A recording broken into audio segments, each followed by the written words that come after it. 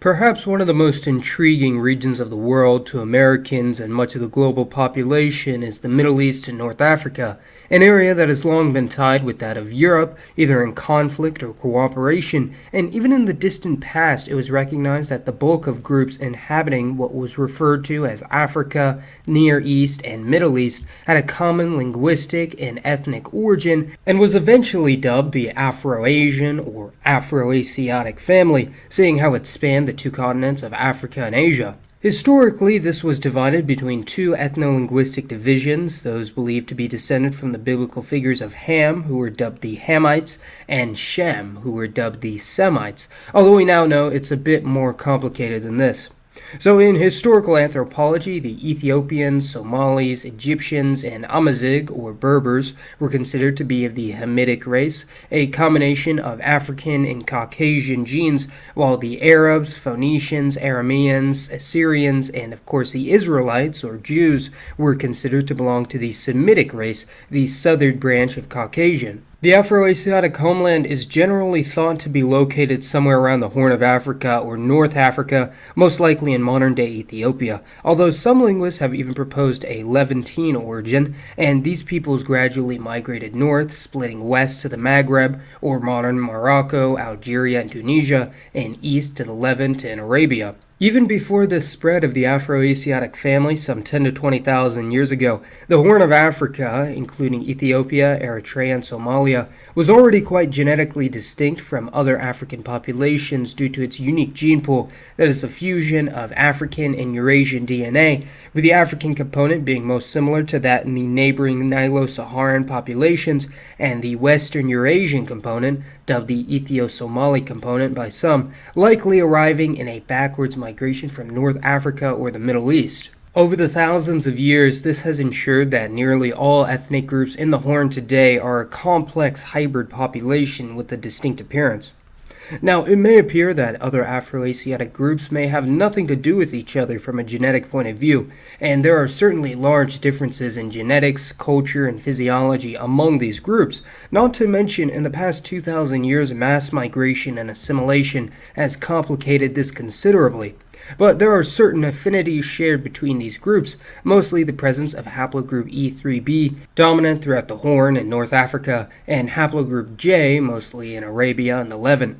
But other than this, Afro-Asiatic peoples have very diverse origins that can more or less be divided between 6 genetic components, with the sub-Saharan African clusters being East and West African, while the Western Eurasian clusters are European, Semitic, North African, and the aforementioned Ethio-Somali component that is unique to the Horn. We could just divide between African and Eurasian DNA, but by adding this more regionalized criteria, we're able to see the true diversity of different ethnic groups, with each segment telling a different story. For instance, it's clear that the Horn Africans, including the Habesha, Cushitic, and Omotic peoples, are a combination of the East African, Sahelian, and Western Eurasian Ethio-Somali component, although the Habesha have more recent gene flow from Semites in the Middle East, as their ancestors migrated from modern-day Arabia into Ethiopia roughly 3,000 years ago. Noteworthy anomalies include a moderately high European component in Lebanese Maronites from descendants of Frankish Crusaders nearly 1,000 years ago and more recent Southern European merchants, a large African component in Yemeni Arabs from contact with the Horn of Africa, as well as a massive number of East African slaves brought to this region in the past few thousand years, although really the Chadic peoples such as the Hausa and the Maltese really stand out as the most genetically distinct. So are the Afro-Asiatic speaking peoples a distinct ethno-linguistic group? Not really, not in the same way that others are, such as the Germanic, Slavic, Dravidian, or Turkic peoples, and generally an Arab and an Ethiopian wouldn't identify with each other or have any sort of solidarity merely because of their shared language family, and this is due to a variety of factors, including differences in culture, religion, and distance, as Arabia is nearly 6,000 kilometers away from the other end of the Afro-Asiatic homeland in Morocco or Mauritania. Although I guess if Russia can make it work, anything's possible, really. Let's focus on some of the individual nationalist or irredentist movements among Afro-Asiatic peoples beforehand, though, with the most famous being Pan-Arabism. I've discussed the Arab pan-ethnicity many times in the past, and although it is quite confusing as there are vast differences in the culture and genetics of so-called Arabs, the Arabic language is the common factor that binds them together, with nearly all groups outside of the Arabian Peninsula having been Arabized many centuries ago. This process of Arabization began with the spread of Islam in the 7th century, with the Arab Muslims quickly conquering the majority of Mesopotamia, the Levant, Egypt, the Maghreb, and Sudan, and many new settlers arrived in these territories from the Arabian Peninsula and quickly became the dominant group, intermarrying with the local population and swiftly converting the masses. Although the bulk of the population was absorbed, other Afroasiatic groups that did not become completely assimilated included the Syriac Christians of the Near East, the Maronites of Lebanon, the Copts of Egypt, and Amazigh groups of the Maghreb, with all these people still having strong ethnic identities independent of the Arabs.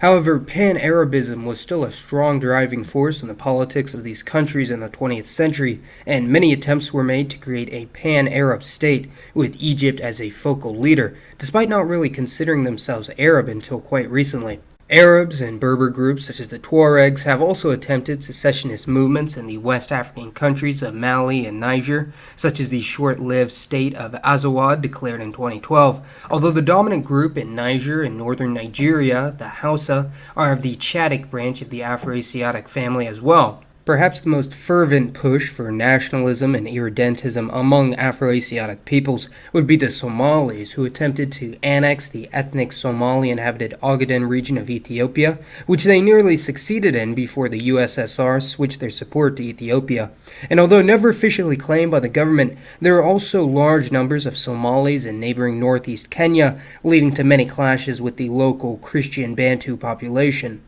There is a strong and growing nationalist movement in the Maghrebi countries of Morocco, Algeria, and Tunisia among Berbers and Arab citizens alike to reclaim their heritage and distance themselves from the Middle East, which is important to keep in mind as well. Therefore, it's extremely unrealistic to even consider a united Afro-Asiatic world, considering the animosity between so many of these peoples and differences in culture and religion. But in case you haven't noticed, these videos are purely thought experiments that give a quick regional snapshot in terms of history, demography, and geography, not to suggest realistic policy positions. So, an Afro-Asiatic country would actually be fairly contiguous, consisting of the bulk of the Middle East and North Africa, and stretching down into West and East Africa, and including the small island nation of Malta in southern Europe, giving a population of over 600 million people and an area around 15 million square kilometers, or 5.9 million square miles, about halfway in between Canada and Russia.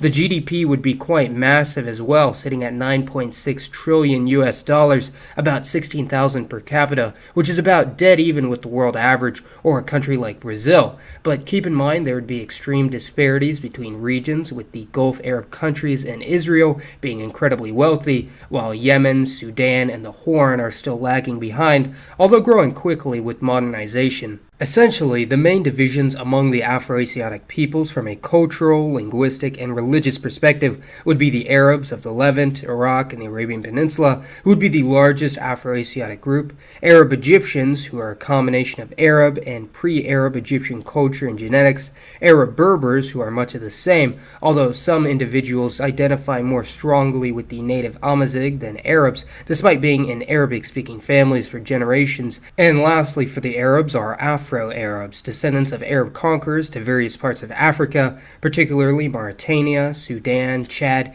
even as far as Nigeria, although over many generations of intermixing, some self-claimed Arabs may have very little ancestry from the Arabian Peninsula at all. Other Semitic non-Arabs include the Syriac peoples, Jews, modern South Arabians such as the Socotra, and the Maltese, who, to quote myself from an earlier video, are basically Christianized, Arabized Europeans. The Habesha, although technically speaking a Semitic language, have had a huge amount of intermixing and linguistic exchange with the native Cushites, and hence cluster as Horn Africans, even if their language is more closely related to Arabic. The native Guanche people of the Canary Islands in Spain were formerly an Afro-Asiatic speaking people, closely related to continental Berbers, although they were completely assimilated by incoming Spanish migrants, so nearly all Canarians today have some degree of Guanche ancestry, and by extension millions more in the Americas, especially the Hispanic Caribbean nations of Cuba, Puerto Rico, and the Dominican Republic. The Maasai and Tutsi of East Africa are a combination of Nilotic, Horn African, and Bantu populations due to migrants moving south after the Bantu expansion, although the other Bantu populations of East Africa are relatively unmixed despite their proximity. And of course, on the Swahili coast and the neighboring islands of Zanzibar and Comoros, there has long been trade and settlement of Arabs on the coast, quickly blending into the population. Breaking down by macro group, around 57% of the Afro-Asiatic world would be Arab, or mixed Arab-Berber, Egyptian, or African. 21% would belong to Horn African groups, 9% Chadic West African, 9% belong to other smaller Afro-Asiatic groups such as Berbers, Jews, or Assyrians, and 4% would be non-Afro-Asiatic, mostly South Asian migrants in the Gulf Arab states.